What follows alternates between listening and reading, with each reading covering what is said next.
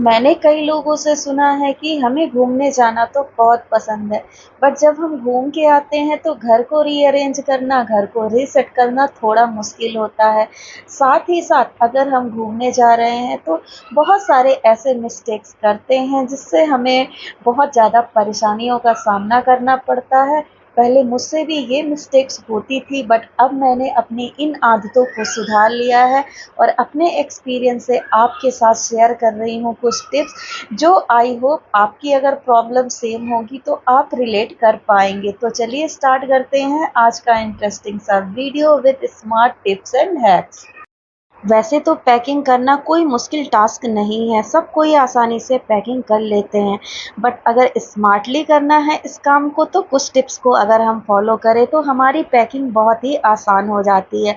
साथ ही साथ जब हम जहाँ पे इसे यूज़ करते हैं, बैग में से सामान को एक्सेस करना भी काफ़ी आसान होता है। जो ऑर्गेनाइजेशन हम घर से करके लाए हैं वो बिगड़ता नहीं है। जिन चीज़ों को भी आपको ले जाना है वो सारी चीज़ें अपने बेड पे या एक बेडशीट नीचे बिछा के अरेंज कर लें। इससे पता चलता है कि किन चीज़ों की एक्चुअली में रिक्वायरमेंट है, किन चीज़ों की नहीं है। साथ ही साथ आपके कपड़ों के फ़ोल्ड कैसे हैं, इस पे भी आपका स्पेस बैग में बच सकता है। आप अपने कपड़ों को छोटा से छोटा फ़ोल्ड करके रखने की कोशिश करें, इससे स्पेस काफ़ी बच जाएगा, तो यहाँ पे स्पेस सेविंग भी आसानी से हो जाएगी। बैग में अंडरगारमेंट्स को अरेंज करके रखना भी एक टास्क ही है। इनके लिए मैं पॉली बैग्स का यूज़ करती हूँ। अलग-अलग पर्सन के अलग-अलग पॉली बैग्स में अंडरगारमेंट्स अगर रख दिया जाए, तो ऐसी छोटी-छोटी चीज़ें ना मिक्स अप नहीं होती हैं। जब भी हमें यूज़ करना है, अपने पॉली बैग से निकाला और यूज़ कर लिया, वापस से धो के सुखा के उसी में रख दिया। इस तरह से अगर हम चीज़ों को यूज़ करते हैं प्रॉपर वे में तो हमारा देखिए बहुत टाइम भी बच जाता है, चीज़ें कन्वीनियंट होती हैं सभी के लिए। लास्ट में एक टिप देना चाहूँगी कि जो भी गिफ्टिंग का आइटम है, उसको बैग में आप सबसे ऊपर रखिए। कहीं भी अगर हम जाते हैं तो गिफ्ट्स लेके जाते हैं, ऊपर रखने से ये होता है कि इनको हम पहले ही जाके निकाल देते हैं, जिससे हमारा बैग बहुत अच्छे से अरेंज्ड रहता है।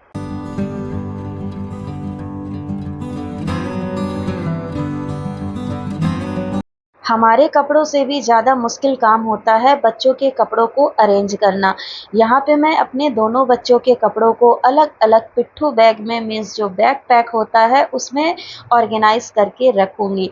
इस बैग में मेरे बड़े बेटे के कपड़े हैं और जो मेरा न्यू बॉर्न बेबी है उसके लिए मैंने अलग बैग बना रखा है। जब भी मेरे बड़े बेटे को कपड़े लेने होंगे तो वो अपने बैग में से खुद एक्सेस करेगा। जब भी आपके बच्चे थोड़े से बड़े होने लगें तो उनकी चीज़ें धीरे-धीरे हमें सेपरेट करना स्टार्ट कर देना चाहिए, ताकि उनको भी सीखने को मिले कि कैसे पैकिंग करते हैं, कैसे अपने सामान को निकालते हैं, इवन कैसे उसको वापस से अरेंज करके रखना है। ये सारी चीज़ें अगर हम कम एज में ही बच्चों को धीरे-धीरे अपने हेल्प के साथ सिखाना स्टार्ट कर देते हैं, तो हमारे बच्चे भी जब बड़े होते हैं तो ऑर्गेनाइज़ेशन की वैल्यू को बहुत अच्छे से समझ जाते हैं कि चीज़ों को अगर अच्छे से एक्सेस करना है तो अच्छे से रखना बहुत ज़्यादा ज़रूरी है। इस टाइप के पॉली बैग्स भी हमारे घर पे किसी न किसी चीज़ में मिल ही जाते हैं जो जिप लॉक वाले होते हैं। जो भी चीज़ें ऐसे रहती हैं फेंकने से पहले मैं उनको रख लेती हूँ, कहीं न कहीं ये यूज़ हो ही जाती हैं। तो इस जिप लॉक बैग में अब मैंने अपने बेटे के अंडरगारमेंट्स को रख दिया। इसको मैं अलग सेक्शन में रखूँगी ताकि वो आसानी से एक्सेस कर सके। तो देखिए, बैकपैक भी रेडी हो गया है। छोटे बच्चों के साथ भी बहुत सारी चीज़ें होती हैं, ब्लैंकेट्स हो गया, टॉवल हो गए, जो उनको बार-बार निकालना है, डायपर्स हो गए, तो इनको मैं अलग बैग में रखती हूँ।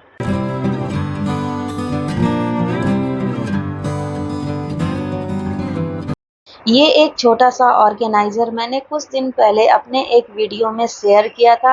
₹100 का है, विशाल मार्ट से मैं लेके आई थी और देखिए कितना यूज़फुल है। 2 सेक्शन होने के कारण हमारा जो सैनिटरी का सामान है वो इसी में आ गया। एक साइड टूथब्रश आ गया और एक साइड आ गया जो शेविंग किट होता है। साथ में यहाँ पे मैं जो हैंड वॉश के लिए ट्रेन में मिलता है, सोप होता है, उसको भी रख सकती हूँ। जो भी मुझे कॉस्मेटिक्स कॉस्मेटिक्स ले जाना है, अपना मेकअप प्रोडक्ट ले जाना है, चूड़ियाँ हो गई, क्लिप्स हो गए, पिन हो गए, इन सारी चीज़ों को मैंने पहले ही शॉर्ट लिस्टेड करके, सॉर्ट आउट करके रख लिया है कि ज़्यादा चीज़ों को मैं ना ले जाऊँ, उतनी ही चीज़ों को ले जाना है जितना कि मैं यूज़ कर सकती हूँ। तो ऐसे अगर हम एक मेकअप पाउच का या कॉस्मेटिक पाउच का यूज़ करते हैं तो चीज़ें बहुत ही आसानी से एक जगह पे रहती हैं। साथ ही साथ एक छोटा-सा देखिए मैंने बॉक्स का यूज़ किया है जिसमें ऐसी छोटी-छोटी चीज़ें हैं जो कि इधर-उधर मिक्स होके बाकी चीज़ों को डिस्टर्ब करती हैं। बिंदियाँ जितनी मैं यूज़ करूँगी बस उतनी ही रखी हैं, एक ही पत्ते पे कई बिंदियों को भी स्टिक कर दिया है जिससे मुझे सारे बिंदियों के पत्तों को ना ले जाना पड़े। तो देखिए मेरा मेकअप पाउच भी रेडी हो गया और जो सैनिटरी पाउच है वो भी रेडी हो गया है।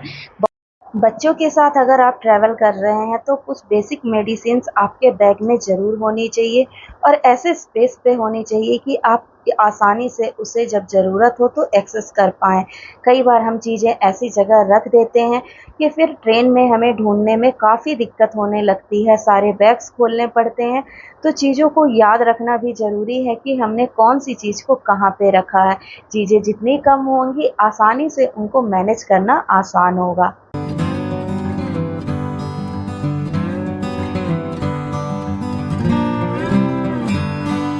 हम ट्रैवलिंग के दौरान बहुत सारी ऐसी चीज़ें भी रखते हैं जिनको बार-बार चार्ज करने की ज़रूरत पड़ती है। हमारा लैपटॉप हो गया, मोबाइल हो गया या कोई भी और भी इलेक्ट्रॉनिक आइटम, इलेक्ट्रॉनिक वॉचेस हो गई, जिनको चार्ज करना ज़रूरी होता है। ऐसे में सबके कॉर्ड्स को अरेंज करके रखना, सबके चार्जर्स को अरेंज करके रखना भी एक मुश्किल टास्क होता है और ऐसी जगह पे इनको रखना ताकि सभी लोग एक्सेस कर पाएँ, कहीं पे भी आसानी से हम बिना सारा बैग का सामान निकाले इसको यूज़ कर पाएँ। तो ऐसे में देखिए बैग का जो फ्रंट पॉकेट है इसमें मुझे चार्जर्स को रखना, जितने भी कॉर्ड्स हैं उनको रखना सबसे आसान काम लगता है। यहाँ से निकालना भी आसान होता है और वापस इसमें रखना भी आसान होता है। तो ऐसे सिस्टम हमको खुद सेट करना पड़ेगा कि हमारा कौन-सा चीज़ कहाँ पे आसानी से रखा जा सकता है।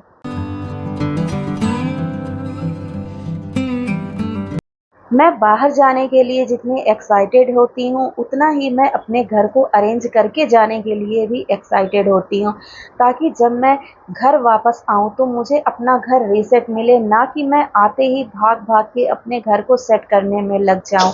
जब भी हम थक के बाहर से आते हैं, तो हमें बस ये होता है कि खाना-पीना खा के बस अपने बेड पे रेस्ट कर लें। ऐसे में हमारा बेड अगर हमें क्लीन मिल जाता है, तो इससे अच्छी क्या ही बात होगी। कई बार तो हमारे बच्चे भी होते हैं जो सो रहे होते हैं तो उनको बेड पे सुलाना हमारी पहली ज़िम्मेदारी होती है। ऐसे में अगर बेड पे गंदे चद्दर लगे हुए हैं या 4-5 दिन के लिए हम बाहर हैं तो बेड पे ऑब्वियस सी बात है धूल-मिट्टी भी रहेगी। तो तब हम क्या करेंगे? पहला यही काम करेंगे कि भाग-भाग के बेडशीट चेंज करेंगे। ऐसा ना करना पड़े और पहले मैं ऐसा करती थी, अब नहीं करती हूँ क्योंकि अब मैं यूज़ करती हूँ एक हैक जिससे मुझे ये काम भी बहुत आसानी से मैं मैनेज कर लेती हूँ। जब भी मैं कहीं बाहर जाने वाली होती हूँ, अपने बेड पे एक नई-सी बेडशीट बिछा देती हूँ, मीन्स एक धुली हुई बेडशीट अच्छे से बिछा देती हूँ, पिलो कवर्स चेंज कर देती हूँ।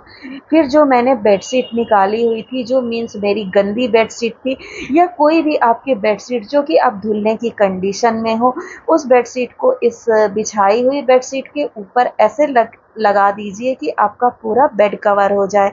इससे 4 दिन, 5 दिन, इवन 1 वीक के लिए भी अगर आप कहीं जा रहे हैं, तो आपकी जो बेडशीट बिछी हुई है ना, उस पे बिल्कुल भी धूल-मिट्टी नहीं जाएगी और जब आप घर वापस आएँगे, तो आपके पास काम ये नहीं रहेगा कि आपको बेडशीट चेंज करना है, बल्कि काम ये रहेगा कि ऊपर जो बेडशीट लगाई हुई है, उसको बस उठाया और आपका बेड आपके बच्चों के लिए, आपके लिए रेडी है रेस्टिंग के लिए।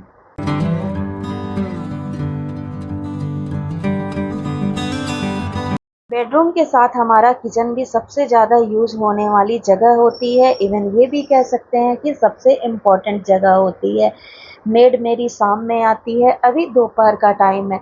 जो भी सुबह के धुले हुए बर्तन थे उनको मैंने कैबिनेट्स में अरेंज कर दिया, ताकि अगर हम बर्तन बाहर छोड़ के जाएंगे तो उन पे धूल मिट्टी लगेगी, वो ऑलरेडी गंदे हो जाएंगे। तो बेस्ट यही है कि जो भी बर्तन है उनको हम कैबिनेट्स में रख दें। अगर आपके पास खुला किचन है, ओपन किचन है, कैबिनेट्स, ड्रॉर्स ये सब नहीं बने हैं, बर्तन आपके टोकरों में ही रहते हैं, तो उनको किसी बेडशीट से ढक दें, किसी टॉवेल से ढक दे, ताकि उसके ऊपर धूल मिट्टी ना जाए और वो गंदे ना हो। मैं कहीं भी जाने से पहले अपने किचन को प्रॉपर क्लीन करके जाना प्रेफर करती हूँ, ताकि जब मैं रिटर्न हूँ अपने किचन में कुकिंग के लिए जाऊँ कहीं से घूम के आने के बाद, तो मुझे किचन को ऑर्गेनाइज करना ना पड़े। इवन किचन ऐसा हो कि बस एक बार गीले कपड़े से थोड़ा सा डस्टिंग कर दिया और किचन रेडी हो जाए कुकिंग के लिए। कई बार हम लोग इंडोर प्लांट समझ के इनको घर के अंदर बंद करके चले जाते हैं, बट इंडोर प्लांट्स भी घर के अंदर तभी सरवाइव करते हैं जब उन्हें प्रॉपर रोशनी मिलती रही और साथ ही साथ फ्रेश एयर भी मिलता रहे। अगर हम घर को लॉक करके हफ्ते भर के लिए कहीं जा रहे हैं तो बेस्ट यही है कि अपने जितने भी इंडोर प्लांट्स हैं सबको आप बालकनी में रख दें, या ऐसे एरिया में रख दें जहाँ पे प्रॉपर सनलाइट आ रही है और वेंटिलेशन बना हुआ है।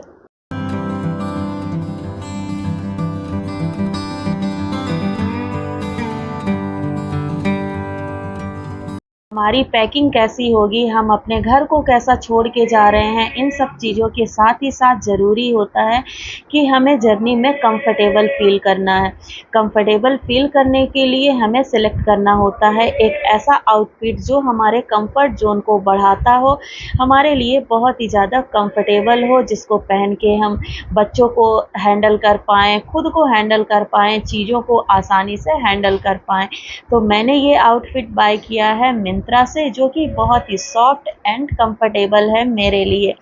आई होप आज का ब्लॉग आप सभी को पसंद आया होगा। अगर आपकी भी प्रॉब्लम सेम होती है ट्रैवलिंग के दौरान, तो इन चीज़ों से रिलेट करके आप अपनी प्रॉब्लम को ज़रूर सॉर्ट आउट कर पाएंगे।